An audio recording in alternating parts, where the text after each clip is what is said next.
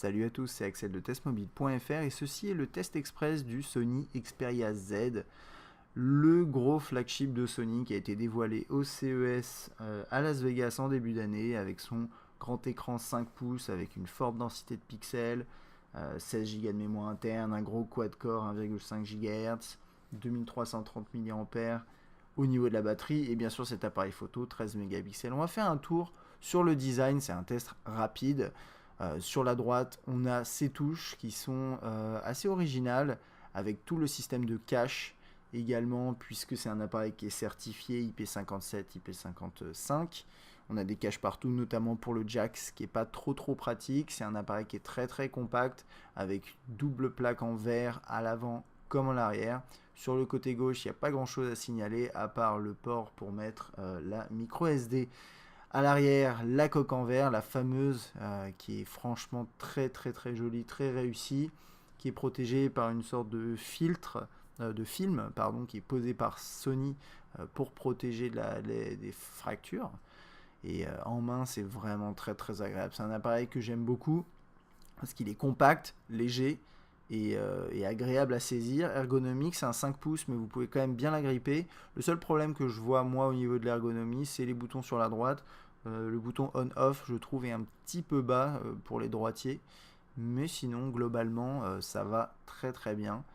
C'est un des meilleurs appareils Sony que j'ai eu l'occasion de manipuler en termes de design et d'ergonomie. Alors, il est certifié IP55-57, vous pouvez le mettre dans l'eau, il est protégé contre la poussière également, mais il est vraiment imperméable à 1 mètre et jusqu'à 30 minutes. Donc vous pouvez le mettre dans l'eau, le but c'est pas forcément de prendre des photos sous l'eau, notamment sous la mer, je pense que ça irait pas, mais vous pouvez le faire tomber, avoir des accidents. Au niveau de l'écran, donc on a un écran avec une forte densité de pixels et vous ne verrez pas a priori les pixels, c'est ça qui est important, c'est du TFT, les noirs apparaissent un petit peu gris, mais les couleurs sont plutôt bonnes. Au niveau des blancs, ça va très bien, les couleurs sont vives, là-dessus il n'y a pas de souci, il y a le Bravia Engine 2 qui fait le boulot. Comme je disais, les noirs sont un petit peu grisés, c'est pas comme du OLED, mais ça va très bien. Alors, le Xperia Z il tourne sous Android 4.1.2, là pour l'instant, il n'y a pas eu encore de mise à jour. Jelly Bean, ça tourne très bien, on a tout le système de page d'accueil avec les widgets, il y en a beaucoup, il y en a vraiment plus qu'avant, vous pouvez changer la taille des widgets si vous voulez, ça c'est un classique. Donc on retrouve à la fois l'apport de Jelly Bean et la surcouche, on a un tiroir des notifications avec les notifications et des contrôles en accès rapide. Vous pouvez tirer vers le bas, là on le voit pas, mais vous pouvez tirer vers le bas les notifications, notamment pour les emails, ce genre de choses pour afficher un peu plus d'informations. Et c'est assez pratique. Le multitâche s'affiche de manière très classique. Vous pouvez enlever les applications récentes en les balayant avec le doigt. Et petite nouveauté, alors qu'on trouvait aussi sur le Xperia T, c'est les mini-applis, les mini-apps proposées. C'est des applications qu'on peut lancer rapidement comme ça dans des petites fenêtres et vous pouvez en télécharger d'autres sur le Play Store, notamment par exemple celle-là qui permet de prendre des photos très rapidement dans une mini fenêtre. C'est pas forcément très pratique, mais bon, ça a le mérite d'exister et c'est original. Vous avez d'autres mini-applis également, notamment une qui permet de surfer sur le web dans une petite fenêtre. Fonction de téléphonique, tout simplement. Ici, vous pouvez composer un numéro, vous avez des contacts qui s'affichent. Dans les contacts, vous pouvez synchroniser avec Facebook notamment, mais c'est un petit peu moins poussé que sur le Xperia T, d'après ce que j'ai remarqué. Vous pouvez là accéder aux photos et aux infos, mais ça va nécessiter le lancement de l'application Facebook, ce qui n'est pas forcément très pratique, je trouve. Côté message, on a tout qui s'affiche par discussion, c'est franchement classique, discussion triée par contact, par bulle en dessous. Et le clavier est franchement bon.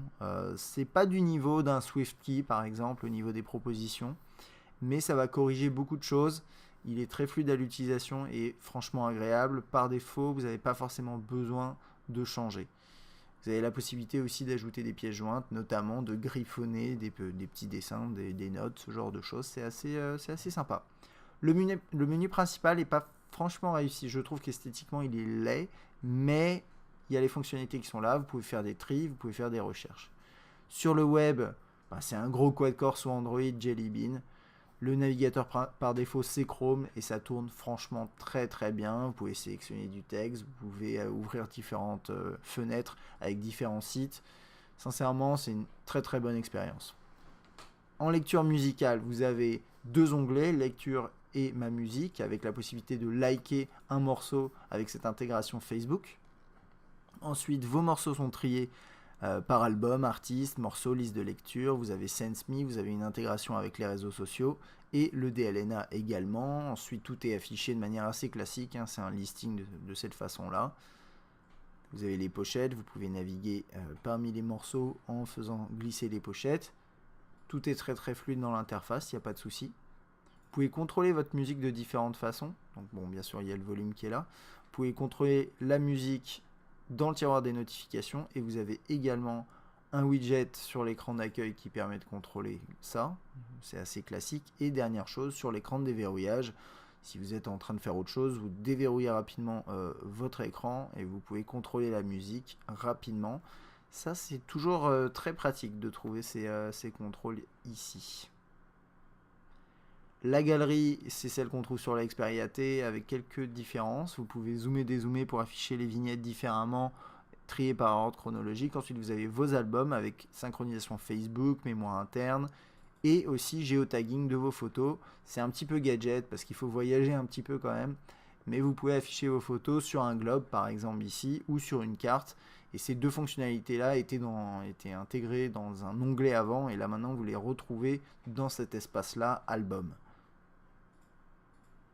Quand vous ouvrez des photos, vous pouvez naviguer, faire défiler les photos, bien sûr. La qualité est très très bonne. Vous avez le Bravia Engine 2 qui permet de renforcer un petit peu la netteté, les couleurs, etc. Vous avez le DLNA avec Throw, qui est la fonction la fonction DLNA de Sony qui permet très rapidement de partager sur des écrans. L'appareil photo possède de nombreuses fonctionnalités. Vous avez l'apparition d'un nouveau mode qui s'appelle automatique supérieur, ce qui est activé là, qui permet de gérer pour vous toutes les fonctionnalités, tous les settings. Après, si vous voulez rentrer dans le détail, vous pouvez le faire vous-même en vous mettant en mode normal, donc en réglant tout ce que vous voulez. Vous pouvez même personnaliser l'interface. En vidéo, vous pouvez filmer en 1080p. La grosse nouveauté ici, c'est l'intégration du mode HDR également en vidéo, donc qui permet de lier plusieurs expositions, non pas en photo, mais également en vidéo pour avoir normalement un rendu optimal. Dans les faits, moi j'ai trouvé que c'était assez peu pratique dans la majorité des scénarios. Mais bon, c'est à essayer, c'est un petit plus quand même, si vous avez des situations de contre-jour notamment. Un mode rafale qui est très rapide, vous restez appuyé sur le bouton d'appareil photo, ça va prendre jusqu'à 10 photos très rapidement, donc ça c'est toujours sympathique. Et puis différents modes, panorama, un mode avec des effets, etc. Au niveau du tout ce qui est email, vous avez 2 clients, le client Gmail de base et le client proposé par Sony, qui est plutôt sympa avec cette nouvelle interface claire. Ça lit les mails HTML, vous pouvez mettre plusieurs comptes, autant de comptes que vous voulez. Vous pouvez répondre facilement à vos emails ici. Vous avez bien sûr un widget en page d'accueil. Là-dessus, c'est plutôt classique, on va dire. Et puis bien sûr, voilà, le client Gmail qu'on trouve par défaut sur tous les terminaux Android récents. En tout cas, dans cette dernière version-là, l'agenda qui réutilise aussi cette interface claire qui est plutôt sympa avec un tri par mois, jour, semaine, synchronisé avec Google et d'autres services si vous le désirez. Un utilitaire de remarque note qui permet de prendre des notes de manière écrite ou manuscrite comme ça en faisant des petits dessins. C'est assez sympa, mais ça s'arrête là. Par contre, c'est assez fluide. Au niveau de l'interface film, vidéo, alors vous avez un truc qui est sympa qui permet de synchroniser avec Grace Note et de choper les informations pour vos différents films, séries, et de mieux les organiser, mieux les nommer. Là, je suis en train de lire un MKV, ça passe super bien, et je peux également le faire en DLNA, directement sur mes serveurs DLNA ou sur mes écrans connectés. Bien sûr, le DivX passe bien également, hein, si le MKV s'affiche bien, le DivX également. Et là, par exemple, on voit c'est un épisode de Family Guy qui est trié par saison, épisode, etc. Et c'est pas moi qui l'ai fait, c'est automatique avec Grace Note. Et ça marche vraiment, vraiment bien. Tout ce qui est GPS, vous pouvez utiliser Google Maps, c'est ce que je fais et ça marche très très bien. C'est une solution qui fonctionne de mieux en mieux aujourd'hui, qui permet d'avoir à la fois les recherches sur un plan et ensuite la navigation avec le guidage vocal. Vous avez d'autres applications sur le Play Store et vous avez même Sony qui vous propose une application préinstallée, mais elle n'a pas vraiment de sens. Smart Connect, c'est une application qui va détecter vos actions et vous permettre d'afficher une application en fonction. Vous insérez le jack et vous avez la musique qui s'ouvre. Social Life, qu'on voit juste là, c'est un nouveau client Sony spécialisé dans les réseaux sociaux, donc qui permet de synchroniser Facebook, Twitter et Google Reader pour aller consulter de manière intégrée, complètement intégrée au terminal, vos réseaux sociaux et vos flux d'actualité. C'est plutôt bien fait, ça centralise tout, mais vous n'êtes pas forcé de l'utiliser. Côté performance, le Xperia Z il est très très bon. Là on le voit avec un score sur le benchmark N22 benchmark, et on voit qu'il arrive juste derrière le Nexus 4 et l'Optimus G. C'est une très très bonne performance, et globalement le Xperia Z c'est un terminal qui tourne super bien, qui est très très puissant. Vous allez pouvoir faire fonctionner tous les derniers jeux en 3D, comme là on voit Dead Trigger qui n'est pas tout dernier jeu mais qui tourne très très bien. Vous pourrez faire fonctionner Shadowgun, etc., etc. Enfin voilà, c'est un gros quad-core. Il n'y a pas de souci là-dessus. Niveau gaming, vous aurez une superbe expérience. C'est un écran en plus qui est grand, donc c'est toujours très très confortable. Là, on le voit aussi avec Minecraft Pocket Edition.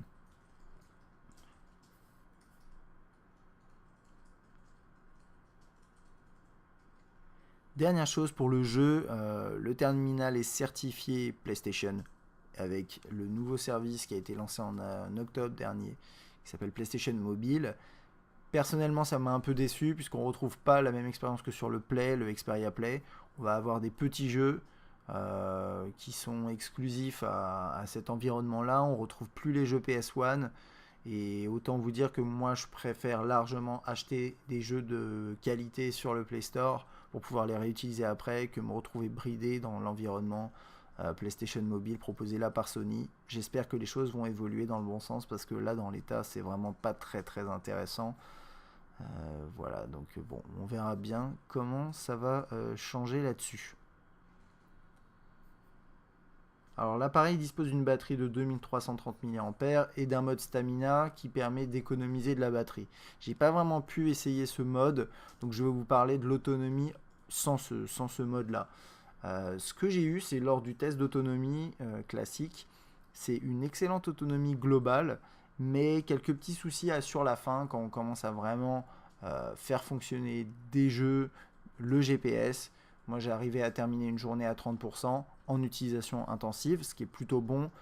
En utilisation plus légère, vous devriez obtenir 2 journées et la nuit activer le mode stamina, ce genre de choses, ça pourrait prolonger encore l'autonomie. Alors globalement, le Xperia Z, c'est un appareil qui n'est pas donné quand même, qui est à 650 € aujourd'hui, environ 100 €, 50-100 € avec forfait, ça va bien évoluer, mais je trouve quand même que c'est un appareil excellent.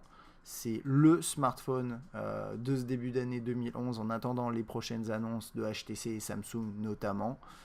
Je pense que le Xperia Z va bien marcher commercialement parce qu'il a beaucoup d'atouts, notamment le côté certifié IP, mais pas uniquement, toutes les performances et ce qu'il y a derrière. Reste à voir maintenant ce que va dévoiler les autres constructeurs.